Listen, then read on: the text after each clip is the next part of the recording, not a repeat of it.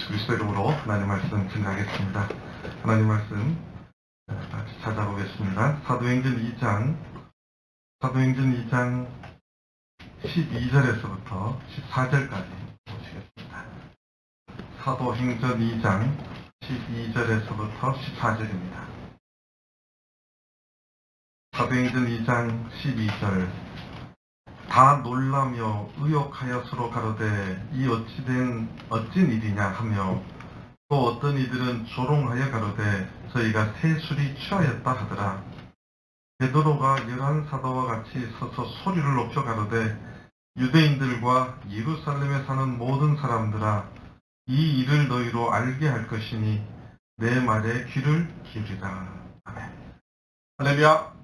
오늘 들어가는 시길 기억하시고 나오신 모든 성도님들, 오늘 또 처음으로 우리 분단교회에 오신 분들 하나님께서 은혜 주시고 복된 하루가 될 수 있도록 인도해 주시기를 간절히 바랍니다.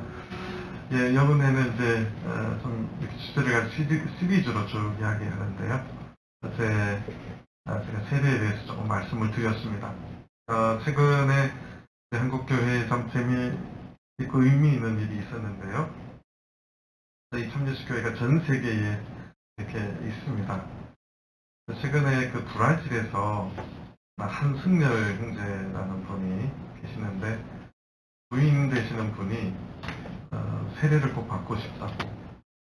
근데 브라질의 목사님은 포르투갈어를 해서 이 자매님이 이민 간 지 50년이 됐는데 한국말만 하고 살다 보니까 포르투갈어가 좀 어설퍼서 좀 속 시원하게, 외국 가신 분들은 한국말을 들어야 속이 시원하대요. 김치국물 마시듯이. 네, 그래서 한국의 목사님이 와서 세례를 좀 가르쳤으면 좋겠다. 그런데 한국에서 가려면 가는 데만 한 30몇 시간 가야 돼요. 비행기를 직접 가는 건 없고 보통 이제 로스앤젤레스를 가서 갈아타든지 역으로 돌아가서 프랑크푸르트에 가서 또 갈아타든지 뭐 이렇게 해서 가야 되고 경비도 어마어마하게 나와요. 근데 미국 LA에 우리 참예수 교회가 있고 거기 목사님이 또 한국분이 한 분 계세요. 전태원 목사님, 나하고 동갑이 친구였는데요. 그래서 전태원 목사님을 좀 가도록 그렇게 해서 미국 총회에서 브라질의 상파울로에 가서 그 한승열 형제님의 아내를 세례를 지난주에 바쳤습니다. 먼 이야기도 아니고 지난주에 있었던 이야기예요. 따끈따끈한 소식입니다. 한승열 형제님은 옛날 6.25 사변 때 이제 저희 교회가 지금 그러니까 청량리 앞에 제기동 있는데 교회가 있었어요. 그리고 6.25 사변 끝나고 이제 육사 교수님들이 한 5명이 저희 교회에 들어왔어요. 육사의 교수님들이. 근데 그 중에 뭐 기억하시는 분 뭐 박기철 또 누구죠? 정은진 목사님 다 이제 육사 교수, 영문학교 교수였고 한승열 형제 아버지도 그 육사 교수셨어요. 그래서 저희 교회 진리를 듣고는 이렇게 진리가 옳은 교회가 있느냐 그래서 이제 들어오셨는데, 한승열 형제님 아버지가 북한의 평양 그 김일성 종합대학을 나오셨어요. 이제 북한 이전에 6.25 전에 뭐 김일성 종합대학 들으면 남한의 서울대학하고 같은 수준이죠. 똑똑하셨는데 육사 교수로 있다 보니까 아니 어떻게 김일성 종합대학 나온 분이 육사 교수를 하냐 이제 이런 말이 계속 돌고, 그러다 보니까 그 육사 교수 안에서 왕따를 당했대요. 그래서 아버지가 자존심도 강하고 똑똑하신 분인데 자존심이 굉장히 상해가지고 내가 이 나라에서 안 살겠다.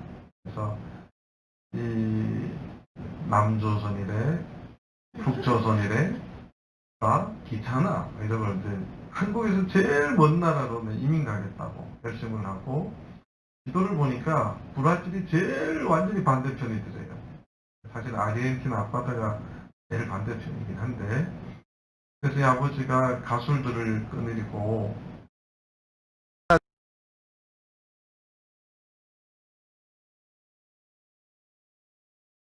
발적의 그 한승열 집안 그 아버지도 저희 교인이었고요. 한승열 형제님은 그때 이제 신길동 교회가 생겼어요. 지금 대방교회이죠.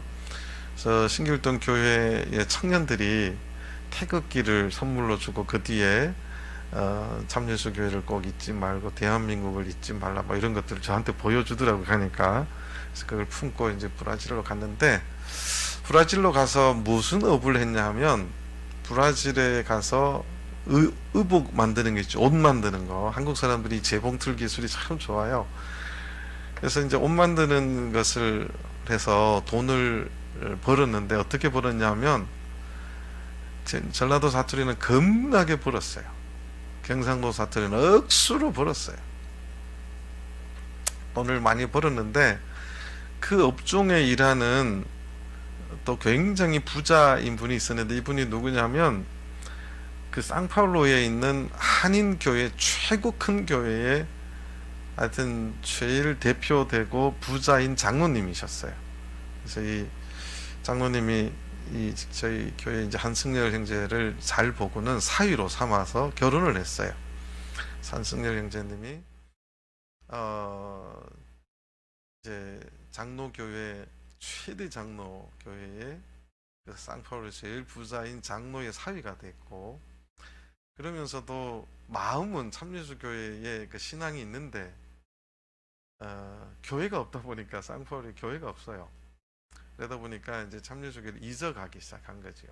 좀 잊어버리고 있다가 쌍파울에 참여주교회 생겼어요.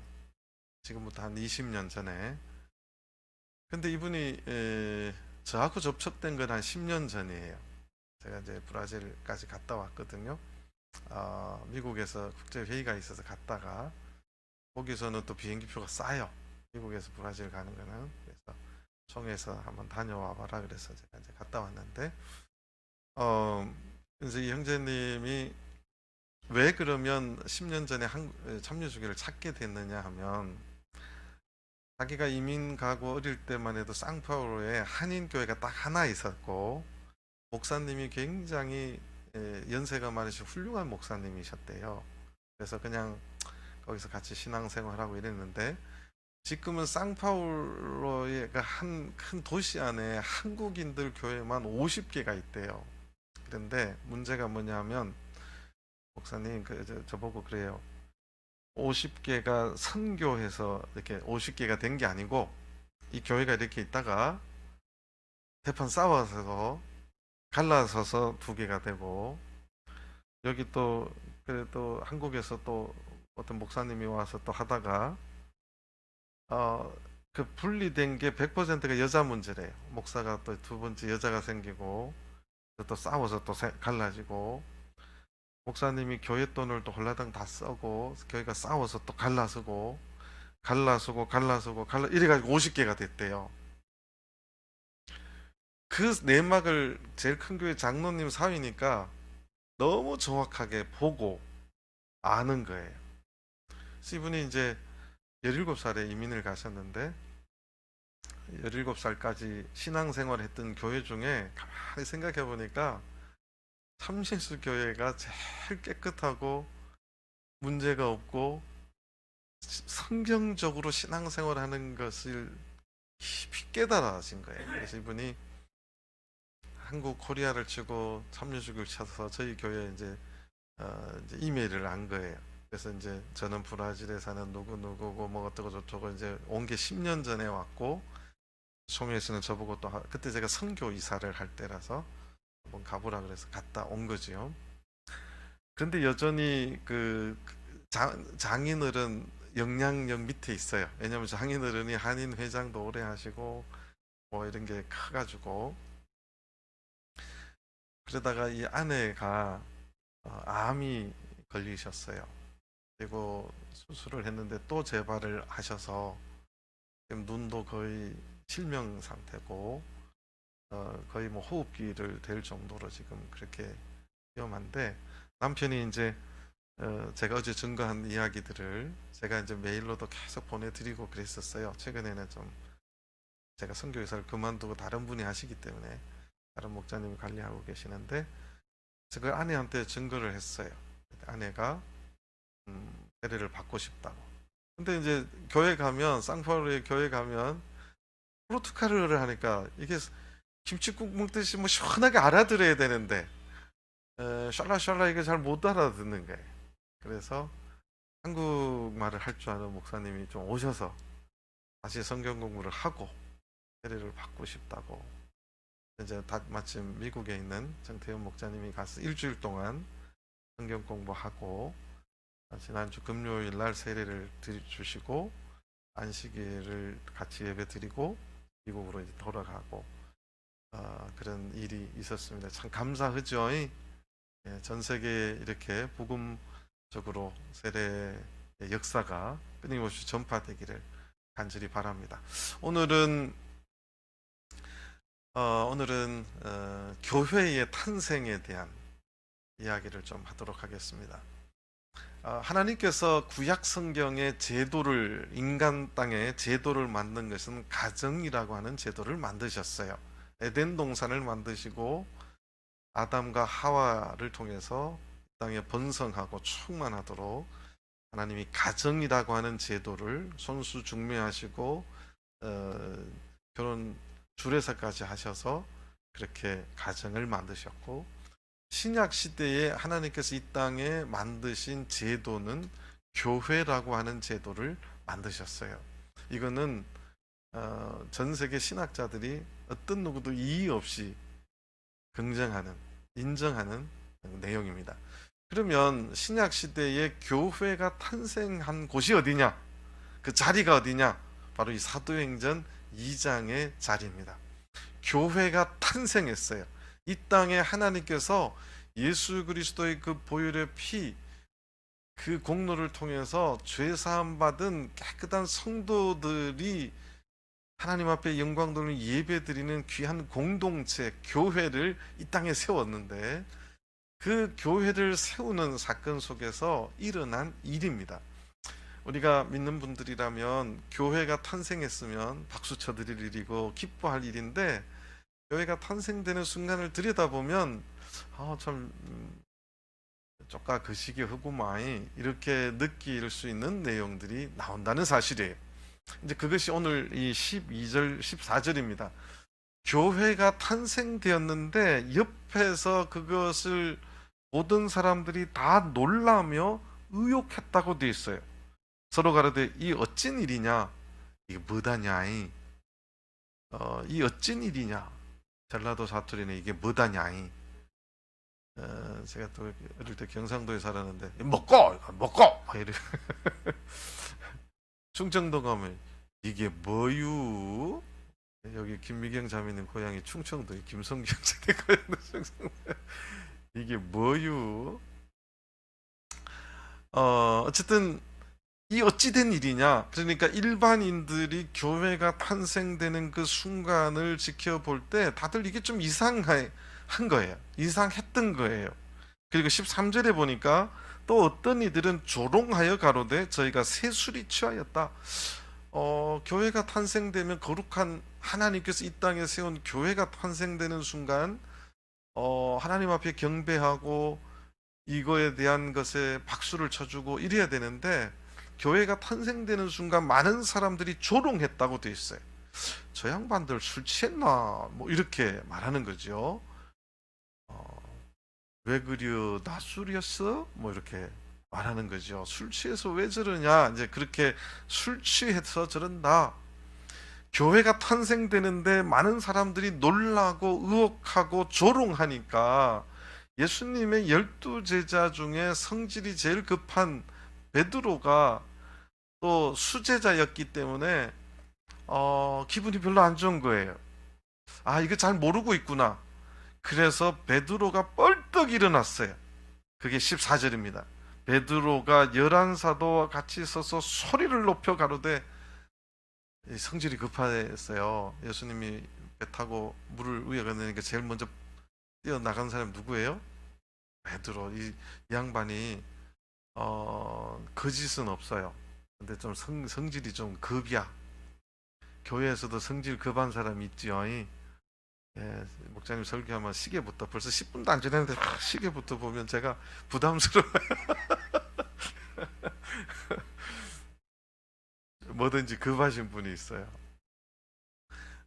저는 급하지는 않아요. 이제 급하신 분들이 꼭 교회 보면 있어요.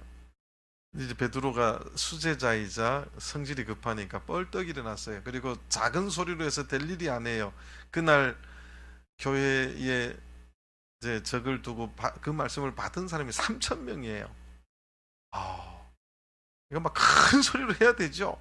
엄청나게 큰 소리로 유대인들과 예루살렘에 사는 모든 사람들아. 아이고, 이 소리도 안 들릴 것 같아. 3,000명이. 아이고. 베드로 사도가 여기 보면 유대인들, 그 다음에 예루살렘에 사는 모든 사람들, 왜 이렇게 다르게 말했을까? 당시의 성전, 예루살렘의 성전에는 많은 사람들이 오순절이 되어서 유대인들이라고 하는 사람들은 디아스포라를 말해요. 오늘 이 2장 위에 쭉 보면 16개 나라에서 온 유대인들이에요. 한국으로 말하면 한국인들의 이민 갔던 사람들이 오는 거예요. 16개 나라에서. 이걸 이제 디아스포라라고 그래요. 그 다음에 예루살렘에 원래 살던 사람. 당시에 예수님 이 시대, 예수님 사도행전 2장 시대에 예루살렘의 최대 아마 수용 인원이 한 2만 명 정도 됐을 거다. 이렇게 추정을 합니다.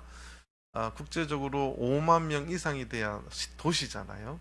근데 어쨌든 예루살렘의 그 땅 면적에 한 2만 명 정도 살았다. 이렇게 추정을 하는데요. 예루살렘에 사는 사람들, 그리고 디아스포라들이 많이 올 때는요, 6월절 같은데 50만 명이 그 좁은 도시에 바글바글 했대요. 별로 안 놀라시네. 분당의 인구가 얼마죠? 성남시가? 많네요. 와. 전주가 그 땅은 넓은데 60만이라는데 실제로 거주 인구는 45만밖에 안 된대요. 그 좁은 땅에 제가 예루살렘을 가봤어요. 예루살렘에 가면 보통 새 예루살렘, 신 예루살렘이라고 하고, 옛날 성경에 나오는 요 예루살렘을 하여튼 옛날 이제 고도시라고 그래요. 그냥 옛날 예루살렘이라는 거죠. 좁아요. 그렇게 큰 도시가 아닙니다. 거기에 성 밖에 안에 텐트 치고 50만 명이 바글바글 할 정도로 많이 올 때도 있었다. 이렇게 말하는데 지금 많은 사람들이 왔어요. 16개 나라 디아스포라들이 온. 그래서 그날 3,000명이 세례를 받을 정도로 많은 사람들이 전도가 됐는데, 그래서 유대인들과 16개 나라에서 온 유대인들과 예루살렘에 사는 모든 사람들아, 왜냐하면 그 사람들이 놀라고 의혹하고 조롱하고 술 취해서 저런다 이렇게 놀리니까 설명을 해줘야 되잖아요.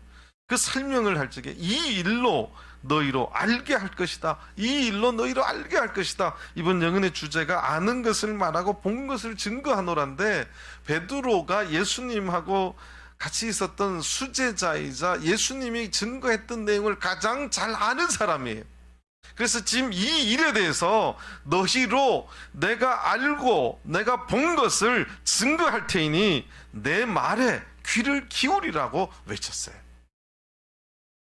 예수님의 수제자였고 예수님의 말씀을 가장 많이 들었던 베드로가 내가 알고 있고 내가 들었던 예수님께로부터 전해드렸던 이야기를 너희들로 하여금 알게 할 것이니 내 말에 귀를 기울이라고 외친 것이 교회가 탄생하고 난 뒤에 사건이에요.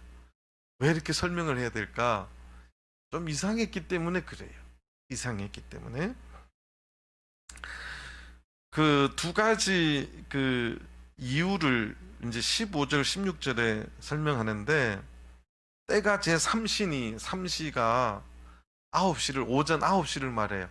유대인들은 아침 6시가 1시예요. 7시가 2시예요. 내가 말을 잘못했네. 7, 8, 9 맞죠? 그 이제 7, 8, 9, 7시 지금으로 7시가 1시고 8시가 2시고 9시가 이제 3시예요. 지금 아침 3시 그러니까 오전 9시라는 거죠. 그러니까 아침부터 술 먹어서 이런 게 아니라는 거예요. 그래서 지금 너네들이 술 취했고 조롱하고 하는데 이거 술 먹어서 그런 게 아니라고 일단 먼저 말을 하고, 두 번째가 중요해요. 지금 이 현상은 하나님께서 요엘 선지자를 통해서 예언해진 일이 성취되는 것이지, 그러니까 우연히 생긴 일이거나 이상한 일이 생긴 것이 아니라, 교회라면은 하나님의 언약 속에서 선지자들이 예언된 일을 통해서 성취되는 것이 맞는 것이다. 그래서 16절 17절에 이는 곧 선지자 요엘로 말씀하신 것이니, 이 현상은 너네들이 지금 술 취했고 지금 의혹하고 논란을 일이 아니라 구약의 하나님께서 요엘 선지자를 통해서 예언해 준 말씀이 성취되는 것이다. 그렇게 말하고 있는 거예요. 그것은 하나님이 가라사대 말세에 내가 내 영으로 모든 육체에게 부어주리니, 하나님의 성령을 모든 육체에 부어줄 것이다. 이 예언이 지금 성취된 것이다. 그렇게 설명하는 거예요. 자, 시간이 벌써 30분 됐어요. 제가 어제 우리 집사람한테 또 혼났어요. 설교 좀 길게 하지 말라고. 그래서 그러면 어떤 사건을 통해서 이렇게 놀랬느냐 좀 이제 봐야 되겠죠. 2장, 같은 사도행전 2장 1절로 와보겠습니다. 사도행전 2장 1절.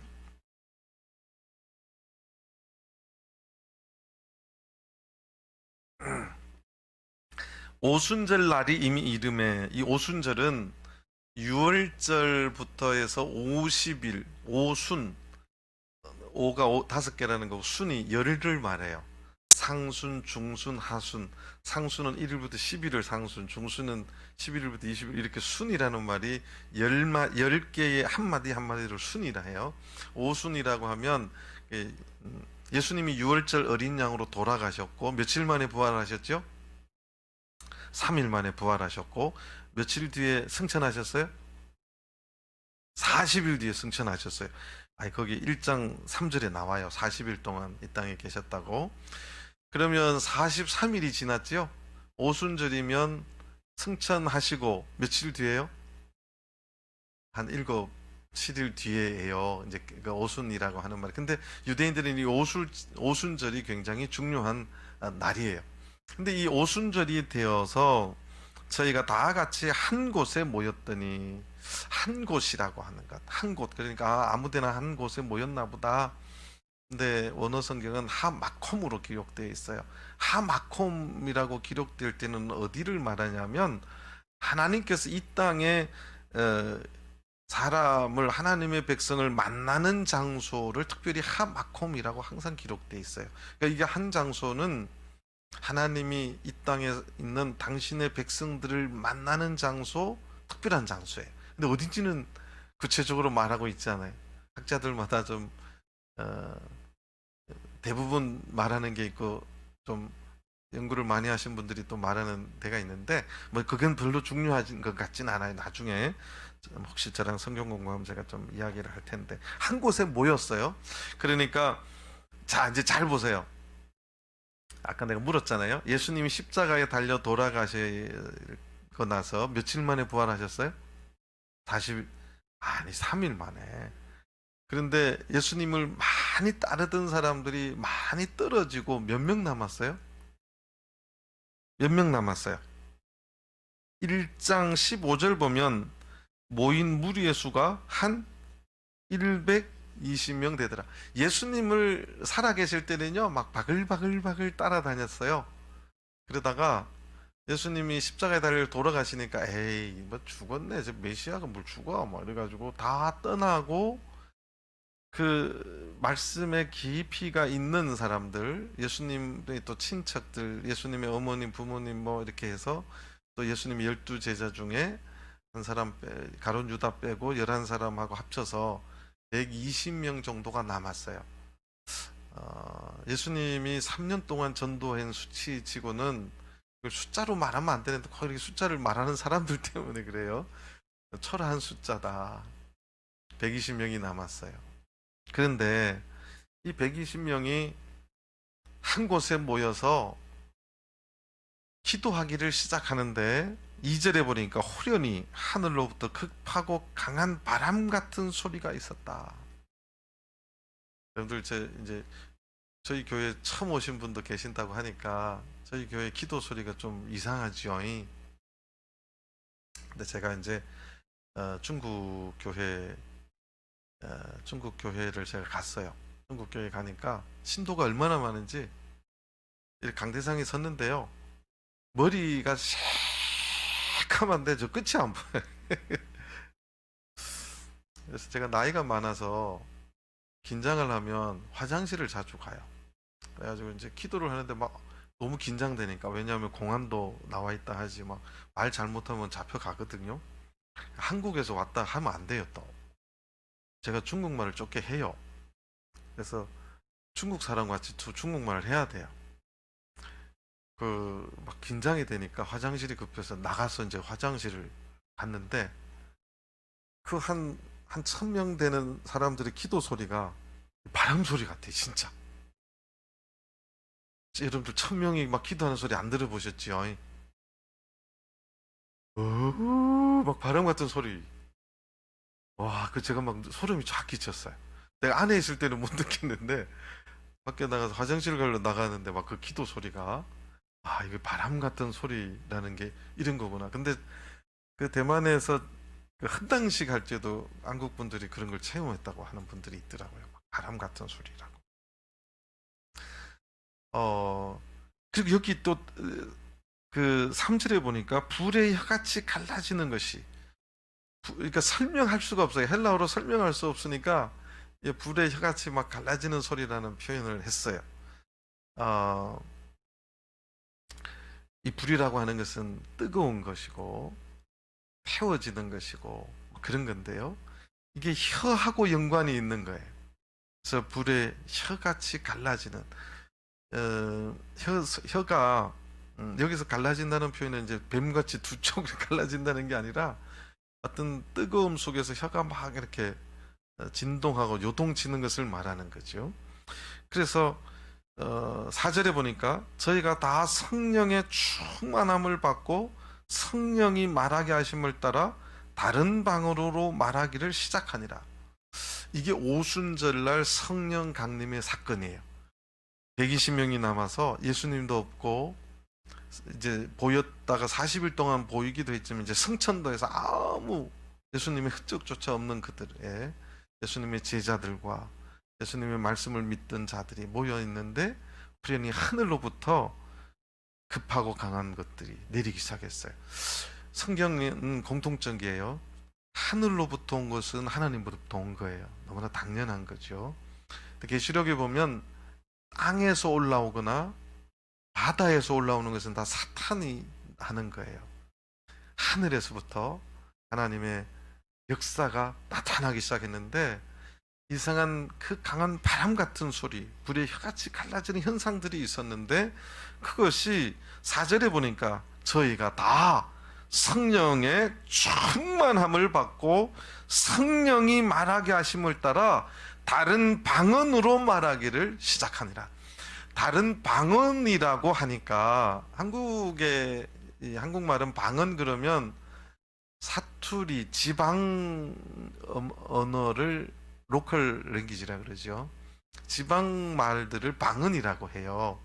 경상도 사투리를 하구만, 전라도 사투리를 하네, 충청도에서 왔슈, 이렇게 사투리를 방언이라고 하는데 이제 원어에는 뭐라고 적혀 있냐면 다른 방언이라는 말이 헤테로스 글로사라고 적혀 있어요.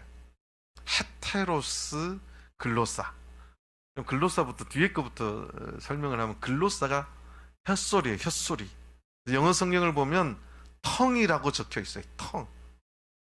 영어의 텅은 혀예요.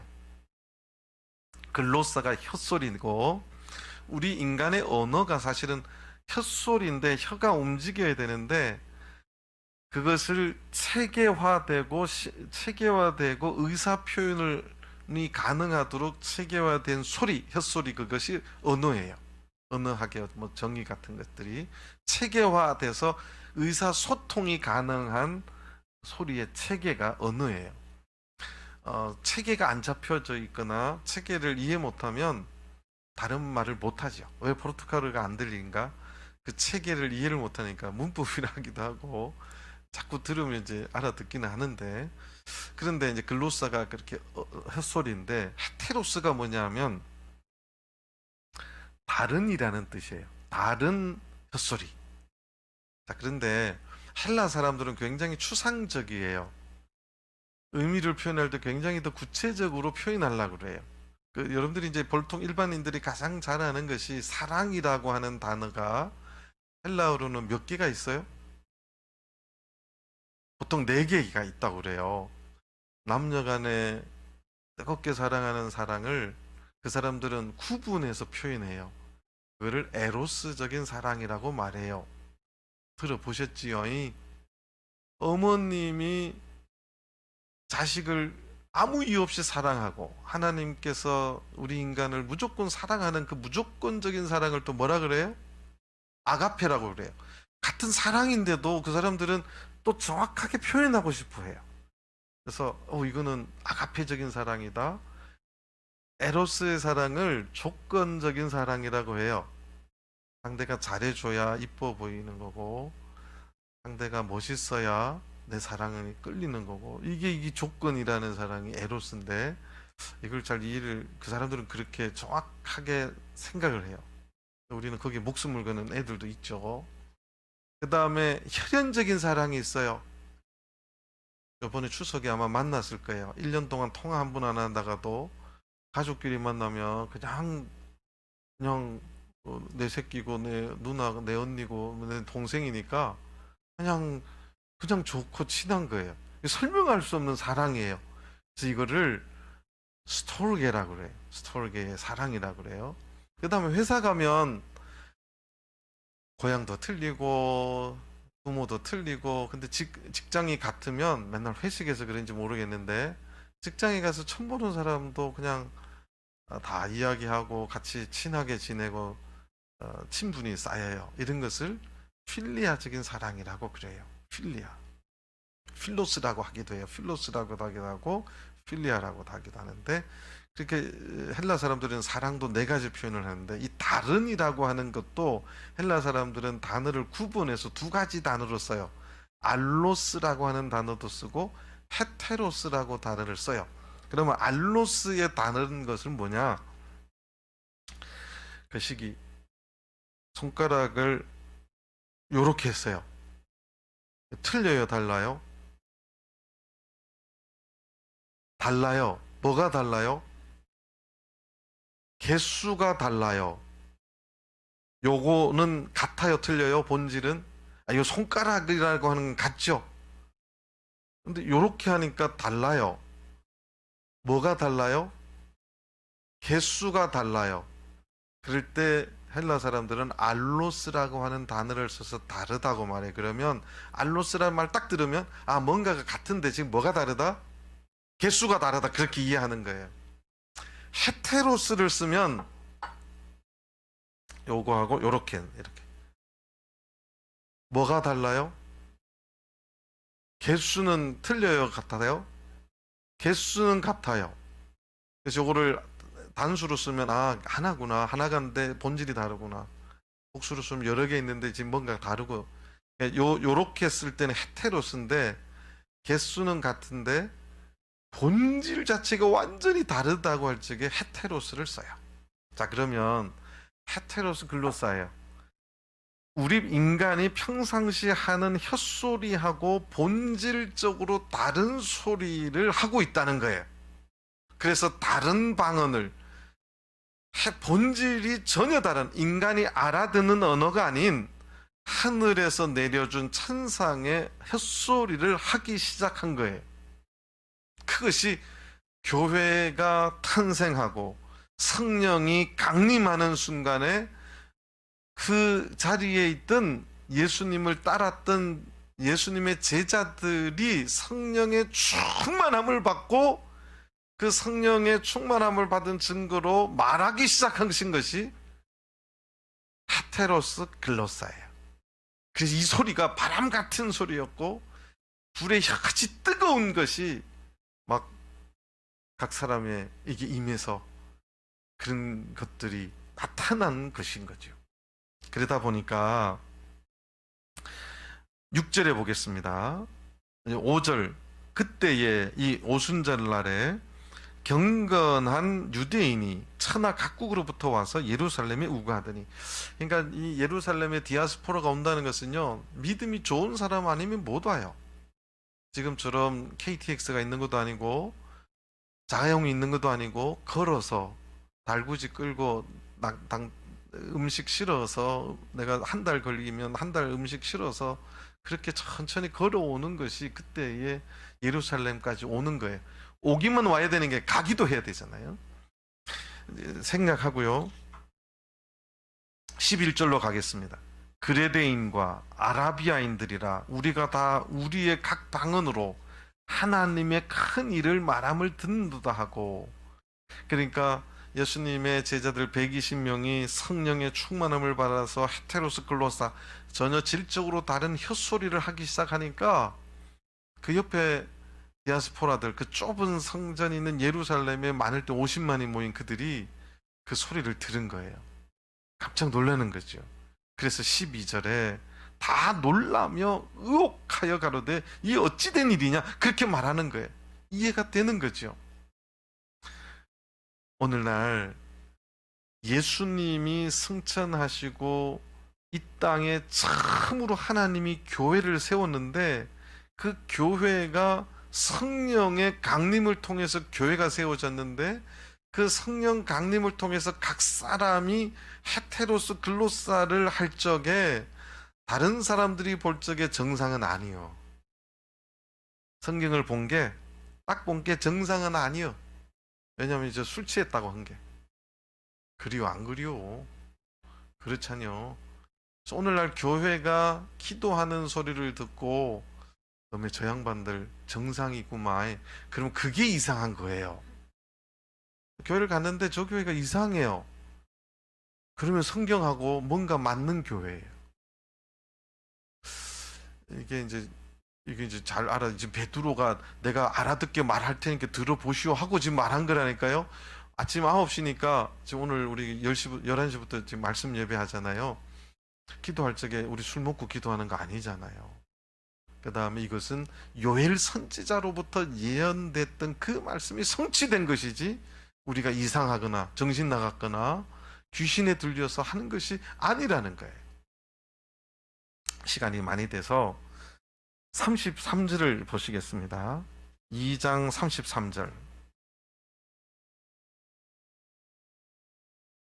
사도행전 2장 33절. 베드로가 이제 쭉 설교를 했어요. 설교를 3대지로 설교했거든요. 근데 이제 요 구절만 좀 주의해서 보겠습니다.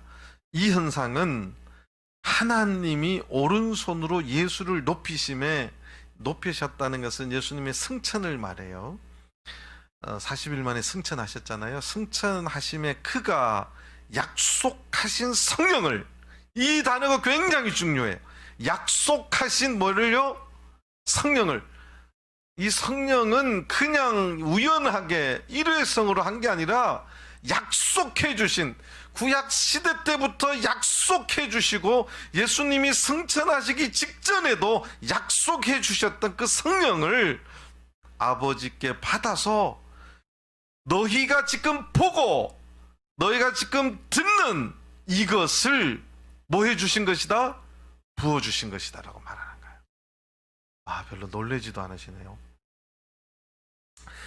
예수님께서 지금 약속하신 그 성령을 하나님 아버지에게 받아서, 그러니까 이게 지금 성령 받아서 이상한, 본질적으로 이상한 소리 하는 것이 하나님께로부터 받아서 우리들에게 뭐 해준 거라고요?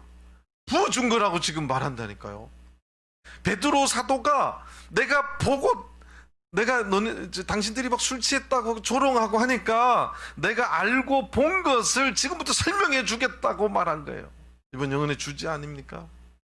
베드로보다 지금 예수님이 안 계실 때 예수님의 의미의 말씀을 가장 많이 들은 사람이 누구겠어요? 그 베드로가 알고 본 것을 지금 증거하면서, 이 부분이 이제 33절부터 본론이에요. 너희들이 이상하게 여기지 마라. 예루살렘에 사는 예루살렘 거민들아, 유대인들아, 이상하게 생각하지 말라는 거예요. 이것은 하나님이 오른손으로 예수를 승천해 주시고 그가 약속해 주신 성령을 하늘에 있는 아버지께 받아서, 너희가 지금 놀라고 의혹하고 술 취했다는 것은 듣고 보아서 그런 건데, 그것이 술 취한 것이 아니라 하나님 아버지께 받아서 너희들에게 부어준 것이다. 그것이 곧 너희들이 지금 보고 듣는 이것이다. 그렇게 말하는 거예요. 이 약속하신 성령에 대한 것도, 요 사도행전을 누가 썼어요? 누가 썼어요? 예. 사도행전을, 자, 일단 누가복음 1장부터 한번 보겠습니다. 예, 우리가 요거 좀 연결고리를 좀 알아야 돼요. 누가복음 1장 2절부터 더 본질적으로 이 진술하고 있는 누가에 대해서 제가 또 보는 거예요. 성경을 좀 깊이 있게 보는 거죠. 한 단계 더 깊이 있게 보는 겁니다. 누가복음 1장 2절, 처음부터 말씀의 목격자 되고, 말씀의 목격자라는 것이 이분 주제하고도 연결이 돼요. 말씀, 주님이 말씀해 주신 것을 지금까지 보고 그것이 성취되어 가는 것을 본 거지요. 처음부터 말씀의 목격자 되고 일꾼된 자들의 전하여 준 그대로. 요거는 뭔 말이냐면, 처음부터 예수님이 말씀한 것을 직접 목격하고 일꾼된 자들의 전하여 준 그대로. 요 일꾼은 예수님의 12제자를 말해요. 예수님하고 가장 오래 있던 제자들이 예수님이 이런 말씀을 하셨습니다 할 거 아니에요. 그 일꾼들이 전하여 준 그것을 한 글자도 틀리지 않게 그대로 기록하고 싶은 거예요. 그래서 처음부터 말씀의 목격자도 됐지만 예수님의 12제자들이 전하여 준 그대로 내력을 저술하려고 붓을 든 사람이 많은지라. 예수님이 돌아가시고 나 승천하시고 난 뒤에 예수님의 일대기와 예수님이 하신 말씀을 기록하려고 시도하는 사람들이 굉장히 많았다는 거예요. 여러분들 사복음서라고 이야기하잖아요. 재밌어요. 마태는 직업이 뭐였어요? 세리였어요. 예수님하고 같이 3년 있는데 마태가 한마디를 했을까요? 말이 많았을까요?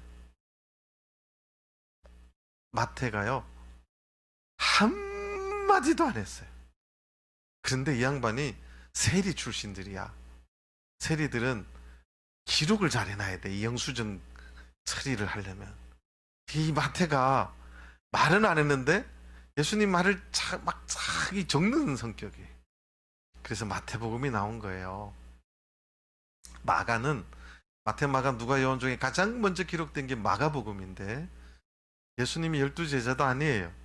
바울 사도가 전도할 적에 이 바나바하고 대판 싸우고 조수로 데리고 갔던 사람이 마가예요.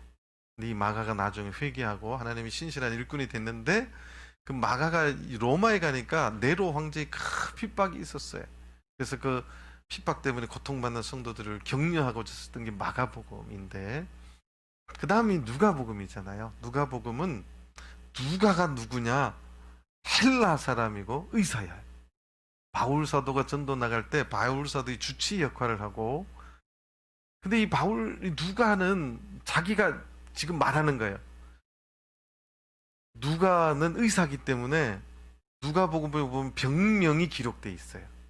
다른 복음서에는 그냥 기껏 기록되면 중병에 든지라. 그런데 누가는 그 병을 기록을 해요. 직업이 뭐기 때문에? 의사기 때문에. 의사기 때문에 의사들은 웬만한 말 믿어요, 안 믿어요? 잘 안 믿어요. 의사들이 꼼꼼하게 따지는 사람들이 의사잖아요. 그래서 이 누가도 예수님에게 직접 들은 사람들을 다 찾아다니면서 예수님의 제자들을 찾아다니면서 그들이 예수님 이런 말씀을 했습니다. 전하해준 그대로 내력을 저술하려고 붓을 든 사람이 많은데 이 말은 나도 그 중에 하나다 그 말이에요. 3절 보겠습니다. 그 모든 일을 근원부터 자세히 미루어 살핀 나도 이 나가 누구예요? 누가예요. 그래서 이게 누가복음 1장이에요. 누가가 썼다고 누가복음. 그러니까 2절은 그렇게 직접 말씀의 목적자 되고 일꾼들이 전하해 준 대로 저수를 하려고 하는 사람이 많았는데 한술 더 나가서 더 깊이 있게 3절에 보니까 이 모든 일을 들은 대로만 쓰는 게 아니라 근원부터 자세히 미루어 살폈던 나도. 그러니까 예수님이 그래서 사실은 외경들이 많아요. 자세히 살펴고 이렇게 이게 사실은 가짜 뉴스도 좀 섞여 있는데 그걸 자세히 더 미루어서 살피지 않고 막 적은 것들은 외경으로 취급받았어요. 근데 누가는 그렇게 쓴 사람들보다 더 깊이 더 들어가서 근원부터 자세히 미루어 살폈다. 그래서 나도 누구에게 적었느냐 지금 대상이 나와요. 데오빌로 가카. 요거 이름 기억하셔야 돼요. 데오빌로 가카에게 차례대로 써보내는 것이 좋은 줄 알았노니 이는 가카로 데오빌로는 로마의 높은 관직에 있는 사람이에요. 그 관직에 지금 누가가 예수님의 일대기를 자세히 기록해 놓은 것이 누가복음이에요.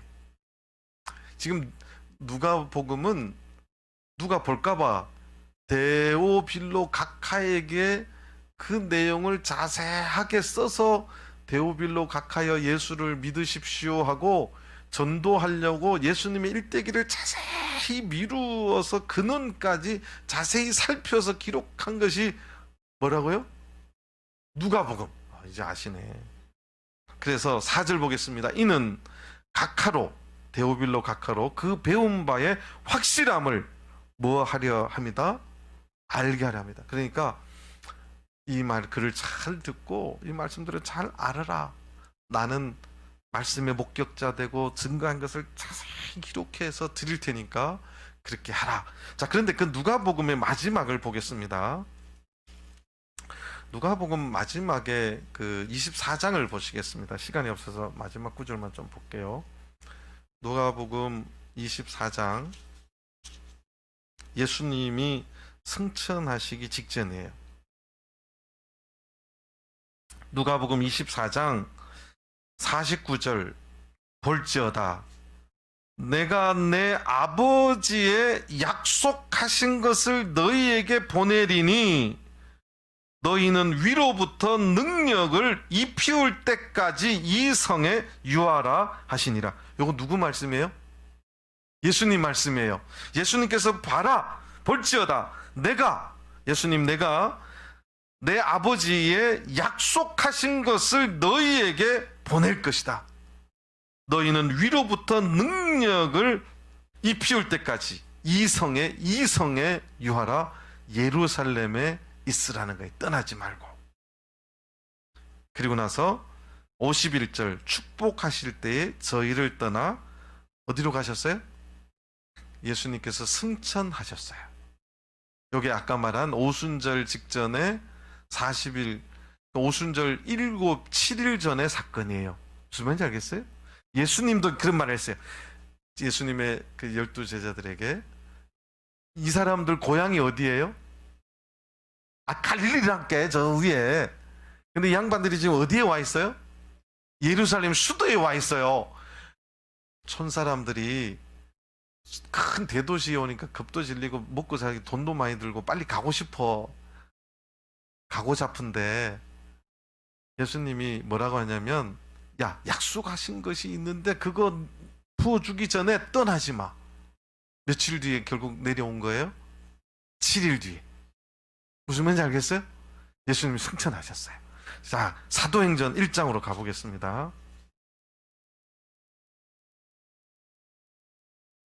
사도행전 1장 1절. 데오빌로여. 어메? 아까 내가 외우라 했죠? 어메, 여기 또 나오네. 데오빌로여. 내가 먼저 쓴 글. 어메? 내가 먼저 쓴 글. 그 먼저 쓴 글이 뭐예요? 누가복음이에요. 내가. 그러면 내가가 누구예요? 누가예요. 데오빌러여, 내가 먼저 쓴 글에는 무릇 예수의 행하시며 가르치기를 시작하신부터 그의 택하신 사도들에게 성령으로 명하시고 승천하신 날까지의 일을 기록하였노라. 승천하시기 직전까지 기록했었죠. 그 전에 한 가지 약속 딱 했어요. 뭐 했어요? 예루살렘 아버지께로부터 약속하신 것을 너희들에게 주기 전까지 예루살렘을 떠나라고 떠나지 말라고요? 떠나지 말라고. 여기도 그 말을 하는 거예요. 3절. 해받으신 후에 또한 저에게 확실한 많은 증거로 친히 사심을 나타내사 며칠 동안 40일 동안 저에게 보이시며 하나님의 나라의 일을 말씀하시니라.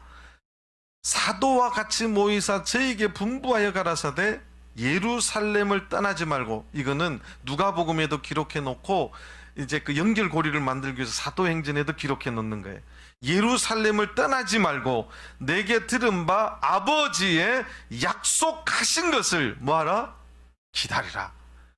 예수님께서 뭔가를 주시겠다고 약속하신 것이 있으니까 예루살렘을 떠나지 말라고 누가복음 끝에도 말하고 지금 사도행전 첫 장에도 말하는 거예요. 자, 그런 것을 시간이 다 돼서요. 다시 사도행전 2장 33절을 보겠습니다. 하나님이 오른손으로 예수를 높이심에 40일 뒤에 승천하신 것을 말한다고 했죠. 그가 예수님께서 약속하신 성령을 아버지께 받아서 너희 보고 듣는 이것을 부어 주셨느니라. 근데 그것을 보고 들었는데 음에 이 양반들 어찌된 일이요? 이게 술 취한 거요? 뭐다냐? 이런 반응이 있었다는 거예요. 베드로는 그런 게 아니다. 내가 예수님을 가장 많이 따라다녔고 내가 알고 보고 든 바를 알게 할 것이니 내 말에 귀를 기울여 달라. 그것이 오늘 베드로의 설교예요.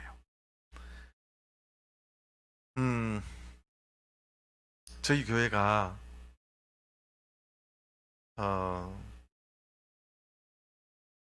이제 순복음교회 이야기 이렇게 이제 권사님도 계시고 한데 순복음교회가 원래 하나님의 성회 소속이고 미국에 있는 정통 하나님의 교회 소속 교회는 방언을 대놓고 해요. 근데 이제 여의도 순복음교회는 처음에는 그렇게 했어요. 그 최자실 목사님도 저희 교회하고 접촉이 많이 되셨던 분이시거든요. 근데 저희 교회가 이제 그냥 대놓고 말하면 전 세계에서 다른 사람이 술 취했다, 저 교회 뭐 교회 기도 소리가 이상하다, 조롱을 하거나 말거나 성경에 이렇게 적혀 있으니까 남이 조롱을 하든 말든 더 중요한 것은 하나님의 약속이에요. 여러분들 성경을 통으로 다 읽어보시면 제일 중요한 것은 하나님의 약속이 있느냐 없느냐예요. 여러분들 이삭이 왜 이삭이 되었고 에서와 야곱 중에 왜 야곱이 되었는지 이유가 없어요. 한 가지예요. 약속이에요. 교회면 이 헤테로스 글로사를 해야지 이 땅에 있는 하나님이 세워준 교회의 언약을 붙잡은 교회예요. 근데 초대교회부터 그 소리를 들으면 이상해요. 일반인들이 들으면 이상해요. 근데 저희 교회에서도 내부적으로도 말을 하는 분이 있어요. 우리 교회도 좀 경건하게 아주 멋있게 정부와 성자와 성령의 이름으로 이렇게 거룩하게 뭐 이렇게 목소리가 멋있잖아요. 또는 알아듣게 얼마나 좋아요. 성도님들 가정이 축복받기를 원합니다. 주여 주시옵소서 막 이렇게 하면 또 얼마나 좋아요. 그런데 고린도전서 14장을 잠깐 보시겠습니다. 고린도전서 14장 고린도전서 14장 2절입니다. 방언을 말하는 자는 사람에게 하지 아니하고 하나님에게 하나니. 잘 보세요. 우리가 오늘날 기도하는 것은 사람에게 하는 것 아니다? 성경은 아니래요. 우리가 교회에서 방언으로 기도하는 것은 누구에게 하는 거예요? 하나님에게 하는 거라고 되어 있어요. 하나님께서 사람이 알아들을 필요 없다는 의미이기도 해요. 하나님에게 하는 것이기 때문에 알아듣는 자가 없고 그 영으로 비밀을 말하는 거예요. 그러니까 저희 교회는 방언은 원래 사람에게 하는 게 아니고 하나님에게 하는 거기 때문에 우리가 이제 특별히 오성 기도를 할 때도 있고 알아듣게 기도할 때도 있어요.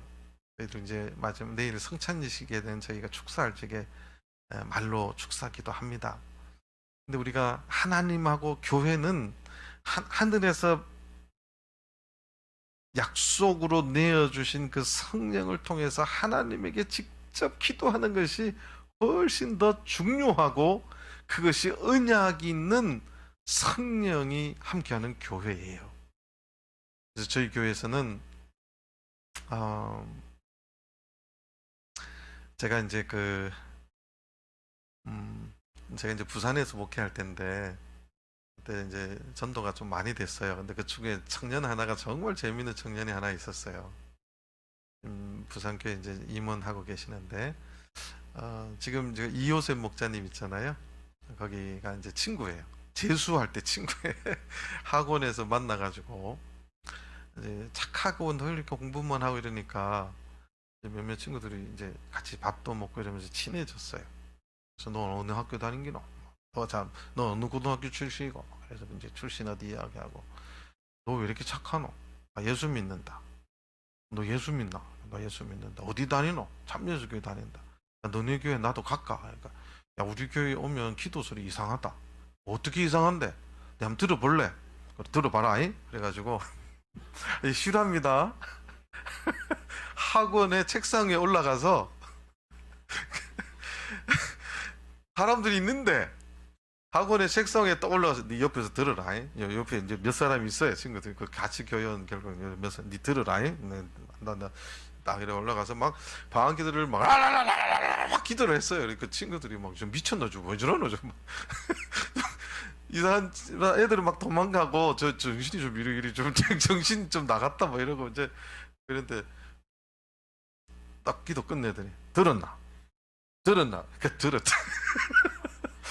야, 너네 기도 소리 어쩌 그러노? 그랬더니 성경을 여기로 핀 거예요. 성경을 딱 펴가지고 야 봐라. 이 양반들이 방언 기도했지? 다 놀라고 의혹하고 이 어찌된 일이냐? 조롱하고 술 취했다고 하지? 이게 방언이다. 그러니까 맞나? 그리고 그 교회 왔어요. 그래서 한 사람 지금 목자돼 있고 한 사람 그 나머지 친구들이 지금 부산에서 신앙생활 열심히 하고 있어요. 그러고 보면 경상도 사람들 화끈해요. 봐라잉? 그래 봐. 싫어합니다. 너네 교회 그래 기도하나? 그래. 성경 한번 볼래? 해봐라. 술 취했다 하지? 너네 보니까 내가 어떻노? 나 술 안 취했대. 교회는 원래 이래 기도하는 기다. 그러니까 성경 말씀대로 하는 것이 이상한 거예요. 놀라지 마십시오. 이것이 정상이에요. 술 취한 거 아니에요. 정신 나간 거 아니에요. 제가 이제 찬안교회 거기도 큰 일본교회 권사님이 계셨는데 그 전도 한참 하고 할 적에 제가 이걸 또 말씀드렸어요. 술 취한 거 아니라. 목사님 교회는 좀 그 기도 소리가 귀에 거슬려요. 거슬립니다. 거슬려요. 거슬리는 게 당연한 거예요. 그래도 베드로 사도가 내가 알고 있는, 내가 본 것을 증거해 주겠다. 이것은 예수님께서 약속해 주신 것, 요엘 선지자가 예언해 놓은 거, 그것이 지금 오늘 너희 보고 듣는 이것을 우리에게 부어주신 것이다. 그렇게 설명했어요. 이거보다 더 확실한 증거가 어디가 있습니까?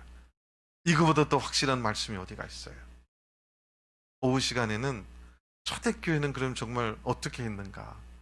제가 저 조목조목 함께 제가 이야기했잖아요. 제가 입이 터지면 끝날 줄 모른다고 제가 알아서 끝내야 돼요. 다 같이 묵도하시겠습니다.